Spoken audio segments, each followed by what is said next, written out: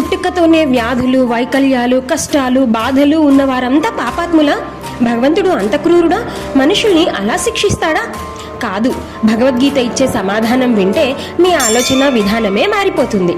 మరి ఇటువంటి ఎన్నో సందేహాల కోసం భగవద్గీత చెప్పే సమాధానాలు కావాలా? వెంటనే సబ్స్క్రైబ్ చేసుకోండి మరి గీతా చైతన్యం.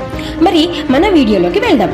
కృష్ణుడు అంటాడు, శరీరం ఏదో ఆప్నోతి అంటూ, అంటే ఆత్మ ఒక శరీరం నుంచి మరో శరీరానికి వెళ్ళేటప్పుడు గాలి సువాసనను మోసుకెళ్ళినట్టే తనతో పాటు గత జన్మల కర్మఫలాలను కూడా మోసుకెళ్తుంది.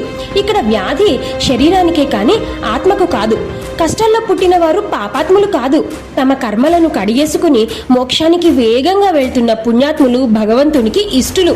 చీకటి ఎక్కువగా ఉన్నప్పుడే కదా నక్షత్రాలు ప్రకాశిస్తాయి, అలా అన్నమాట. కాబట్టి వారి కష్టాన్ని చూసి జాలిపడకుండా వారిలోని ఆత్మశక్తిని గుర్తించి ధైర్యం ఇచ్చి మనకు చేతనైన సహాయం చేయడమే మనం చేయవలసిన ముఖ్యమైన పని. నీలో ఉన్న శక్తిని నువ్వే గుర్తించుకొని నిన్ను నువ్వే ఉద్ధరించుకోవాలి అంటున్నాడు కృష్ణుడు.